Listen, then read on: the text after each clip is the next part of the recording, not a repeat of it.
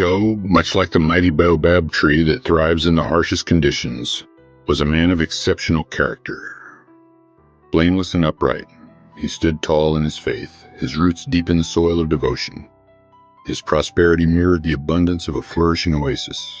7 sons and 3 daughters, vast herds that roamed the plains, and a household as busy as a termite colony.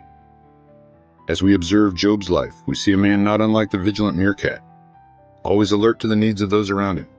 His daily rituals of sacrifice for his children reveal a heart as nurturing as a mother bird tending to her. But in the celestial realm, unseen by mortal eyes, a profound dialogue was unfolding.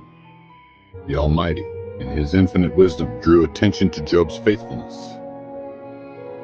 "Have you considered my servant Job?"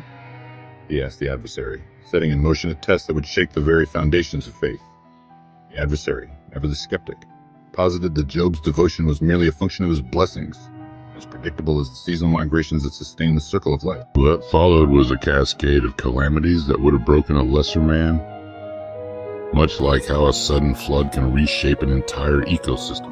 Naked I came from my mother's womb, and naked I will depart. But the trials were not over. Job's body was afflicted with painful sores, as if he had disturbed a nest of angry fire ants. Curse God and die. His friends, well-meaning but misguided like migrating birds blown off course, urged him to confess to some hidden sin. After enduring not just his afflictions but also the misguided counsel of his friends, Job finally received an answer, though perhaps not the one he expected. The Lord spoke to Job out of a whirlwind, his voice as powerful as the roar of a lion echoing across the savannah. "Where were you when I laid the earth's foundation? Have you journeyed to the springs of the sea or walked in the recesses of the deep?" I know that you can do all things. In the end, Job's faithfulness was rewarded, much like how the parched earth springs to life after the first rains. The Lord restored his fortunes twofold, blessed him with new children, and granted him a long life filled with joy.